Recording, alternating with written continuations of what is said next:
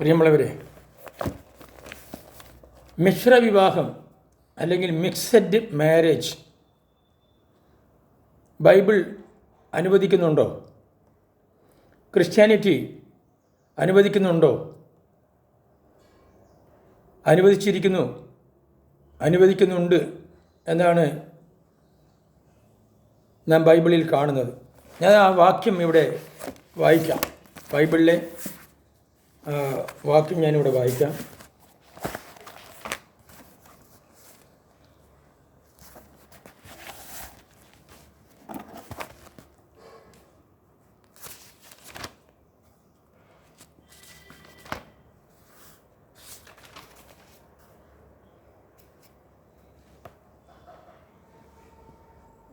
First Corinthians chapter 7 verses 12 and 13. കൊരിന്തോസ് 1 കൊരിന്തോസ് 7 അധ്യായം 12-13 വാക്യങ്ങൾ. അതായത് വിവാഹത്തെ പറ്റിയുള്ളതായ ഒരു ചാപ്റ്ററാണിത്. അതിനകത്താണിത് പറയുന്നത്.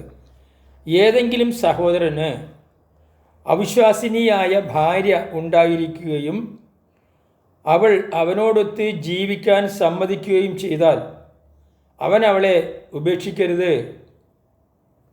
ഏതെങ്കിലും സ്ത്രീക്ക് അവിശ്വാസിനിയായ ഭർത്താവ് ഉണ്ടായിരിക്കുകയും അവൻ അവളോടൊത്ത് ജീവിക്കാൻ സമ്മതിക്കുകയും ചെയ്താൽ അവൾ അവനെ ഉപേക്ഷിക്കരുത്.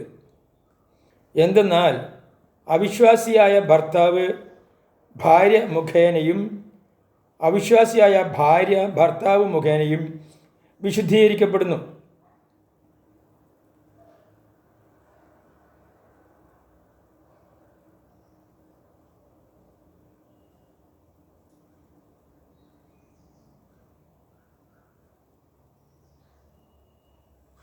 അപ്പോൾ ഇതാണ് ബൈബിളിൽ പറയുന്നത്. ഇത് നമുക്കതിൻ്റെ ഇംഗ്ലീഷ് നോക്കാം. കിങ് ജെയിംസ് വേർഷൻ, അതായത് പഴയ ഇംഗ്ലീഷാണിത്. കിങ് ജെയിംസ് വേർഷൻ എന്ന് പറഞ്ഞ് പഴയ ഇംഗ്ലീഷാണ്. First Corinthians chapter 7 verses 12 and 13. But to the rest speak I, not the Lord. If any brother hath a wife that believeth not, and she be pleased to dwell with him, let him not put her away. 13.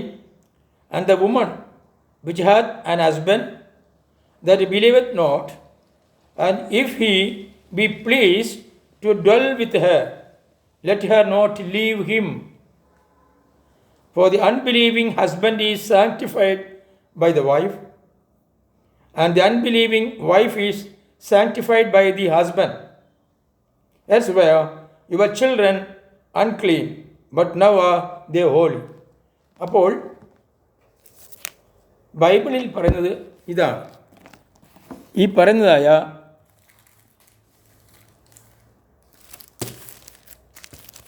വിവാഹത്തെ Bible അംഗീകരിച്ചിട്ടുണ്ട്. നമുക്കിതിൻ്റെ കമൻ്ററിയിലേക്ക് ഒന്ന് കിടക്കാം. എന്താ commentary പറയുന്നത്? ഇത് തന്നെയാണ്. If a Christian has a non-Christian wife and she is willing to live with him, he should not leave her. This does not mean that it is all right for a man to marry a non-believer, but simply that being married to her when he was converted, he should not leave her. Likewise, a woman who has a non-Christian husband who is willing to live with her should stay with her husband. അപ്പോൾ ഇതന്നെയാണ്, ഇതിന് യാതൊരു മാറ്റവുമില്ല. ബൈബിളിൽ വളരെ വ്യക്തമായിട്ട് ഇതിനെക്കുറിച്ച്, മിശ്രവിവാഹത്തെക്കുറിച്ച് ഇങ്ങനെ പ്രതിപാദിച്ചിട്ടുണ്ട്. ഇനി മറ്റൊന്ന്, the applied New Testament commentary. In verse 12, Paul addresses the rest. The rest are those believers who are married to unbelievers. there is no written teaching of Jesus on this subject because Jesus' ministry on earth lasted only 3 years. This problem of mixed marriages may not have arisen during his lifetime, certainly not for many people. Therefore, he would have had little occasion to teach about it. This is why, in this section, Paul speaks on his own authority as an apostle.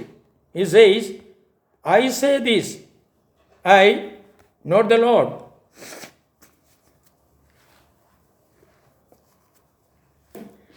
Paul also speaks with the authority of the Holy Spirit because it is through the Holy Spirit's direct inspiration that Paul has written all of his New Testament letters. If the unbelieving spouse is willing to live with the believing spouse, then the believing spouse must not divorce the unbelieving one. Such a marriage is still holy in God's sight. അപ്പോൾ അവിശ്വാസിയായ ഒരു പുരുഷനെയോ സ്ത്രീയെയോ വിശ്വാസിയായ ക്രിസ്ത്യാനിയായ ഒരു സ്ത്രീയോ പുരുഷനോ വിവാഹം കഴിക്കുന്നതിൽ തെറ്റില്ല.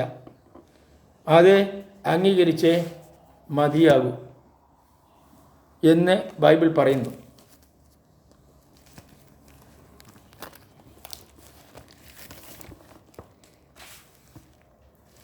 വേറൊരു കമൻ്ററിയാണിത്, Bible കമൻ്ററിയാണ് ഈ പുസ്തകവും. ഇതിനകത്ത് പറയുന്നത് തന്നെയാണ്.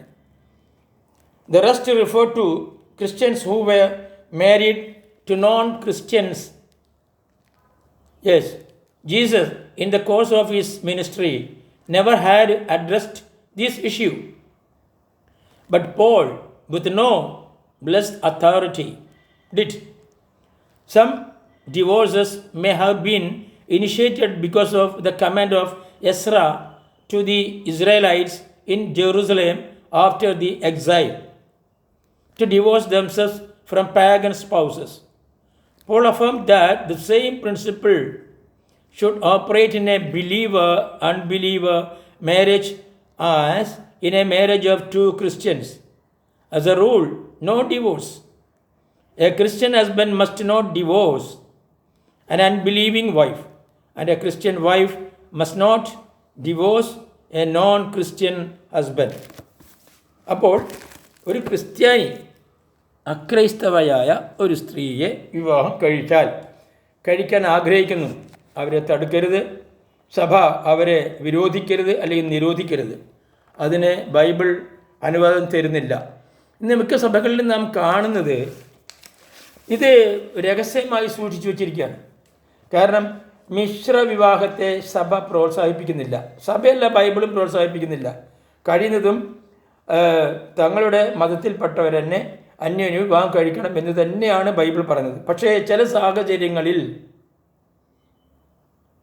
ചില പ്രത്യേക സാഹചര്യങ്ങളിൽ, ചില ഇൻസിഡൻറ്റുകളിൽ ഇങ്ങനെ ഒരു പുരുഷൻ ഒരു അന്യ മതത്തിലുള്ള സ്ത്രീയുമായി സ്നേഹം പങ്കിടുകയും അവർ തമ്മിൽ സ്നേഹിക്കുകയും വിവാഹം കഴിക്കാൻ ആഗ്രഹിക്കുകയും ചെയ്തു കഴിഞ്ഞാൽ അവരെ സഭയിൽ നിന്ന് പുറത്താക്കുക, വീട്ടിൽ നിന്ന് അടിച്ചിറക്കുക, ഇതെല്ലാം ക്രിസ്ത്യാനി ചെയ്യുന്നത് തെറ്റാണ്. കാരണം അതൊക്കെ സഭയ്ക്ക് വിരോധമാണ്. അപ്പോൾ ബൈബിളിൽ പറഞ്ഞിട്ടുള്ളതായ കാര്യം അത് അതേപോലെ നാം സ്വീകരിക്കേണ്ടതാണ് ഇവിടെ ചെയ്യേണ്ടത്. ഒരിക്കലും ഒരു തൻ്റെ മക്കളെ വീട്ടിൽ നിന്ന് മടിച്ചിറക്കുവാനോ അല്ലെങ്കിൽ ഒരു അവിവാഹിതയായ സ്ത്രീയെ ഒരു അവിശ്വാസിനിയായ സ്ത്രീയെ വിശ്വാസിയായ മകൻ വിവാഹം കഴിച്ചു കൊണ്ടുവന്നാൽ അവരെ പീഡിപ്പിക്കുകയും വീട്ടിൽ നിന്ന് അടിച്ചിറക്കുകയും ഉപദ്രവിക്കുകയും ചെയ്യുന്നതൊക്കെ ശിക്ഷാർഹം മാത്രമല്ല, തിരുവചനപ്രകാരം അത് കുറ്റകരമാണ്, പാപമാണ്, അംഗീകരിക്കാൻ നിർവാഹമില്ലാത്ത കാര്യമാണ്. അതുകൊണ്ട് മിശ്രവിവാഹം ബൈബിൾ അംഗീകരിക്കുന്നു. എന്നെ കേട്ട നിങ്ങൾക്ക് എല്ലാവർക്കും നന്ദി, നമസ്കാരം.